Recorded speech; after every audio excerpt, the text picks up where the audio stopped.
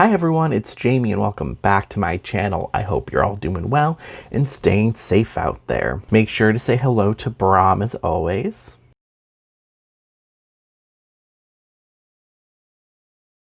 He found this new spot that he loves to hang out in and you can't really see him, so hopefully he'll bippity bop around or something sooner or later. We're here to talk about the latest blog post that was shared by Sim Guru Connor on Twitter.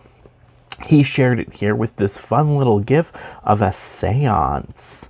So what we're going to do is we're going to go through this and then we're going to go through some of the tweets that came under it, because, you know, as always, people have questions, and Sim Guru Connor is always pretty fun and very open to answer questions, as well as then we'll look at an image that was also posted from Sim Guru Ninja.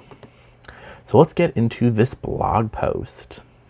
Welcome back to another dev blog about our latest stuff pack. This week, let's talk about the seance table, paranormal investigator career, and an interview with our art director. I have looked at the interview. I'm probably not going to take any parts from it, but I'm going to make sure, you know, to link this down below. And if you guys are interested in that interview, you go check it out.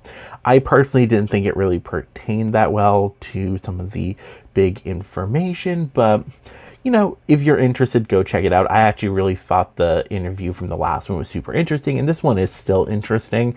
I just didn't really get a lot from it. Here we have this image of these really creepy dolls, kind of like having a tea party, so that's fun. Seances for everyone. The seance table is here. Talk to ghosts, scare your friends, summon the unexpected. This thing is capable of all sorts of spiritual meddling and functions on any lot. For any of you who remember, I was really pushing for a seance table. I really wanted one, and I think I'm so glad we're getting it. I think also I love the idea that it has so many more functions, in the sense that, you know, you can talk to the ghosts, you can scare your friends, some things might go wild. I love that. Your seance table can be decorated too. It's a table surface, so feel free to put a crystal ball on top, or maybe a sacred candle. Slot any chair you want to.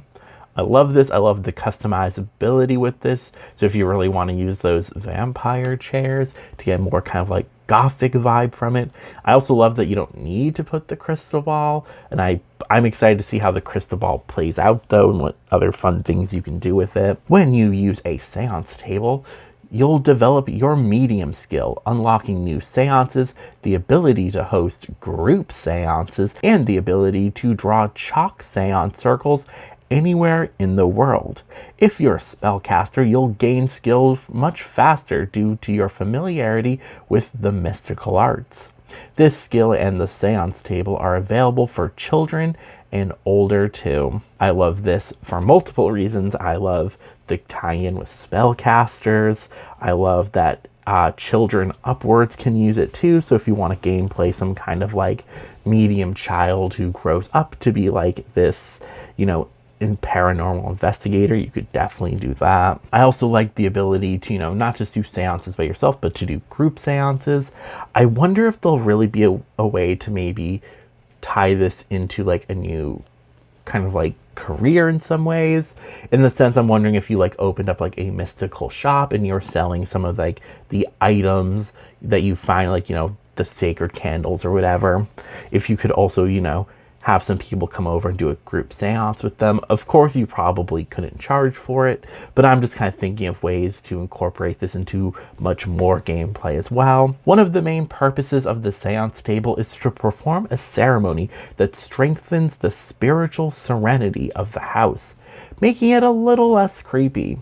However, if the seance is interrupted for any reason, it might have an adverse effect. So make sure your Sims are protected. Hint, sacred candles. I like this too. I think in a lot of, you know, different media that deals with like the occult, this sometimes, you know, comes up this idea like you can't break the seance circle, or, you know, we might let some bad energy or some bad spirits through. And I like being able to make these seance circles anywhere. Other seances include the ability to commune with the dearly departed. Hopefully they'll offer some sagely wisdom, or perhaps they'll insult you. Who knows? Great for parties. I love this once again. It's This seems to me more like the fun side of the like seances. It's not necessarily the kind where it's like, okay, we're doing this for work to like keep the spiritual serenity, you know, fine. Like, I think this could be fun if you had this in your home and you like threw a party and then invited, you know, some people over. Like, okay, so for a activity me and like, I don't know, Nancy Landgrab are going to do is we're going to try to contact Nancy's like dearly departed mother or something. I don't know, I think that could be super fun. Or if you're really looking to stir up trouble, you can also invoke spirits from the seance table too.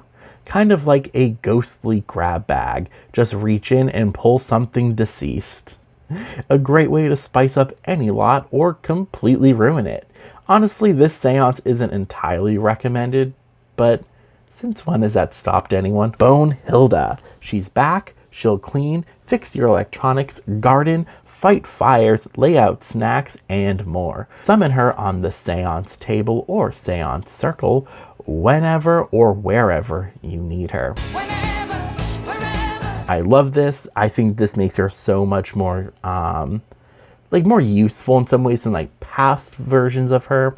For example, the only way to summon Bonehilda in the past is you needed to have her coffin, and you know, so you couldn't like be out doing work like for example with this new career, which we'll get a little bit more into and how it works. But like if you go to like the goth's house to get rid of the evil doll spirits there, you wouldn't be able to like summon Bonehilda because they might not have Bonehilda at their house. I mean, the goths would, but you know what I'm saying. The sense is Bonehilda would not be on a lot that you go to travel to do like this paranormal work. So the idea that, you know, you could just take out your seance circle and be like, all right, Bonehilda, get in here, help me, you know, help clean up the mess that the ghosts have made. So I love that. I love also she seems to do everything that she used to do, as well as making her, you know, not only just the same as before, because, you know, we were all worried, are we going to get like a watered down version? But, you know, she does everything she did before. She'll clean, she'll try to fix electronics, she'll garden. Already she sounds so much more useful than the butlers and the maids in the game, so we stan a hardworking skeleton. She'll also be your buddy, as long as your Sims don't mind being around a fully sentient skeleton, that is. But I hear they're pretty open-minded. Bonehilda won't ask for anything in return either. She's just there to have a good time. Summoning Bonehilda is extremely useful while living in a haunted house. She can take care of the place while your Sims are preoccupied with other pressing matters. Bonehilda also has a great protective instinct and will swiftly and enthusiastically show harmful ghosts to the door. With her fists, of course. I love this once again. This also really ties in with the pack very well. She's not just thrown in. You could definitely, you know, have, it seems at least, you could have Bonehilda on your lot just to help clean up the place. Like, you know, instead of hiring a normal maid, that seems totally fine. Or if you want to get more use out of her, you can use her while you're on the job. I like this too, that because it seems, as we mentioned before, you don't want to disturb seances at all. So it seems pretty important here, you know, maybe having her around to help keep, you know, the distractions to a minimum, as well as I just love that she has this great protective instinct. I don't know, to me it seems like they've also expanded upon Bonehilda rather than just bringing her back. For example, I think maids for this throughout the Sims games have been pretty much the same. They're whatever. I do think the Sims 4 butlers are a slight like downgrade from what we used to have. I actually don't even remember if butlers were in the past games. I just really feel like the Sims 4 butlers are just kind of pointless. Like, I have them in a lot of my homes, and I think they can add for some fun gameplay. It's like nice to have them around, especially if you're trying to go for like, ooh, my Sims are fancy, but like they don't really do anything. And even the homes I have them in, I usually have them like living in like the pool house, and I'm like, yeah, he's a butler, he's here, I don't know. So to me, she seems far more useful. So we stand Bonehilda. Paranormal investigators wanted. The last feature I'd love to talk about is the paranormal investigator freelance career. This career is kind of special and only available for elite Sims with paranormal investigator licenses. Sims can get that license becoming a master medium or becoming certified by Gidry, or by purchasing one in the reward store. This career is aimed for Sims who have mastered the paranormal and will use everything they've learned while living in a haunted house to their advantage. The gigs in this career are pretty straightforward. You'll be sent 3 gigs to choose from, either an easy, normal, and hard investigation. Once you've selected your preferred difficulty, you'll be instructed at 9:30 p.m. to go out on an investigation to an undisclosed location. Where will the investigation take you? Anywhere. Well, any residence at least. Sometimes the pancakes will have a bit of a specter infestation. Sometimes Goth Manor will need an exorcist. It's your job as a paranormal investigator to go where the action is and snuff out any unwanted spirit. I love this already so much. I think this career, especially for a freelance career in a stuff pack, I love this. I love how it takes ideas from like the detective career, while also ideas from like the past like ghost hunter career in The Sims 3. I think this is great.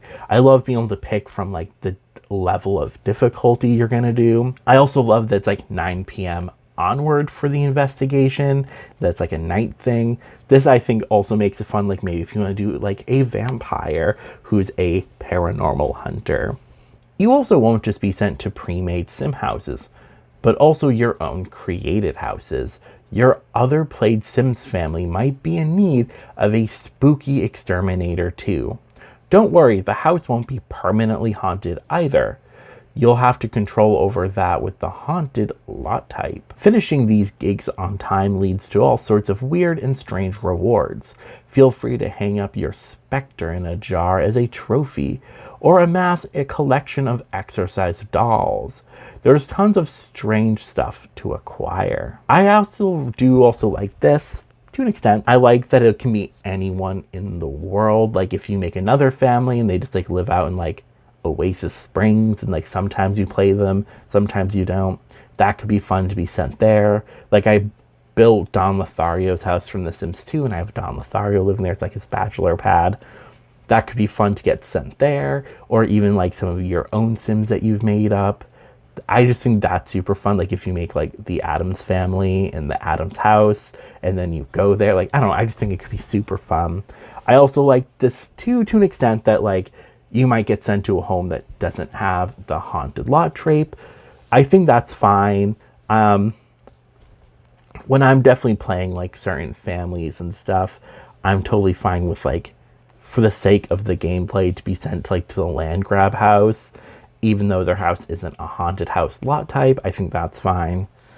Also, it sounds like here you can also switch random houses as you want over. So like maybe you're like, okay, this week I want the Munch house to be a haunted house lot. So that way I know I'll probably go there for a job. Since it's a freelance career, feel free to take these gigs whenever you feel inspired to snuff out some spookiness. These gigs can be demanding on your Sim's psyche, but thankfully they pay fairly well. I like this too. I like that it seems like it's pretty open-ended. Like, you know, maybe you can do this whenever you want. It seems like if you do it too often, there might be a negative effect, so that's pretty cool. Anyways, this pack will come out the 26th, and we're having an update on the 21st, which is in 2 days. That update's the one that's going to come with the new scared emotion, as well as a few other things, it seems like. I don't think they've released the full patch notes yet, so we'll have to see. Jumping over to Twitter just to check out a few tweets that I think give us a little info. There's one tweet here we're going to talk about, which it was already addressed in the post here, but one simmer asks, say I wanted to become a paranormal investigator without living in a haunted house myself. Can I summon Gidry to certify me, or would I have to go through the reward store? Sim Guru Connor says, it would be hard to find Guidry without setting foot in a haunted house first. Purchasing the license from the reward store might be your best bet. So there are a few different options to get this new career. You don't have to live in a haunted house if you really don't want to, but you could also just buy it from the reward store, so that's fine. Another simmer tweets, amazing blog, Sim Guru Connor. Questions. Since Sims can commune with their departed family/friends, will this mean I can also help strengthen their spirits? Also, will there be any specific conflict if I have Bonehilda, a butler, and any other services working at the same time? Sim Guru responds to the second question, not the first, with, shouldn't be any conflict between Bonehilda and butlers. They should work together. Maids you hire over the phone might have a small issue with Bonehilda. This is definitely, it's throughout different games. If you have a maid on your lot and then you summon Bonehilda, the maid will freak out and run away, so I'm glad that they're bringing this back. Another simmer asks if we're going to be able to see some of the build and buy objects anytime soon, to which Sim Guru says that in the live stream on Friday, we're going to be able to see a good chunk of the objects then. That's it for those tweets on that post. There is a tweet I wanted to bring up from Sim Guru Ninja Dave here. He sent out this cute little image here, and with it looks like Vlad being scared by a little specter, with the caption, Vlad is getting a little taste of his own medicine. We love to see it. The image also shows a bunch of the different lot features that come on a haunted house lot type. Ghostly assistants. Meet Guidry the ghost. He's quite the charmer. Specters. Floating apparitions roam the lot at night. They can range from friendly to hostile. Haunted treasures. Specters have all sorts of strange valuables on them. Paranormal activity. Things get weird around here, especially at night. Your Sims will definitely take notice. Accursed objects. Occasionally strange artifacts will find their way into your house. Keep your eyes peeled. It's alive. Try keeping entities of the house on your good side. Be brave. Each successful night earns reward store points for all Sims. Aspiring investigator welcome. Become a paranormal investigator with the help of Guidry. And then a bunch of question marks with, she's coming for you. I don't know if this is meant to be a nod, but this to me reminded me a lot of in Night of the Living Dead, where they say, they're coming to get you, Barbara.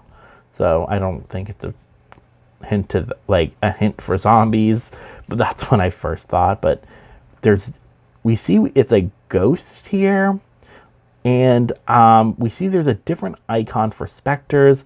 So there's definitely some kind of new ghost or something that is a she that we haven't met yet in this pack. I've seen some people suggesting maybe it might be like the ghost of Olive Spectre. Maybe it's a whole new sim. Who knows? I'm a little interested. Anyways, I'm so excited for this pack. It comes out in like less than a week now, about a week. I'm so excited to see what the gameplay is, and I'm so excited just to get to play with it and see the new items. I don't think I've been this excited for a pack since maybe Realm of Magic. And I know this pack isn't for everyone, so I'm really hoping that the expansion pack we get next is, if not Generations, maybe Hotels. I just want it to be something that everyone wants, or at least what other people want, just because I do feel like a pack like this caters exactly to what someone like me, someone who likes ghosts and the supernatural and loves the occults in The Sims 4. So I'm definitely excited to see what comes next but I'm also just excited to get this and get to play with it. I'm so pumped to play with scary, spooky houses, to deal with specters, and to see what comes next. Anyways, thank you so much for watching this video. Let me know down below what you're most excited for in this pack. If you're not excited for this pack, also let me know what would you like to see in like the next expansion pack that's probably going to come out right before summer, you know, late spring, early summer kind of time. Last year we got Eco Lifestyle, and the year before that we got Island Living. And we're not going to talk about Island Living, but I really liked Eco Lifestyle. So I'm excited to see what comes next. Like, how do you follow Eco Lifestyle up? Generations, maybe? Anyways, thank you so much for watching this video. I'll see you in the next one, and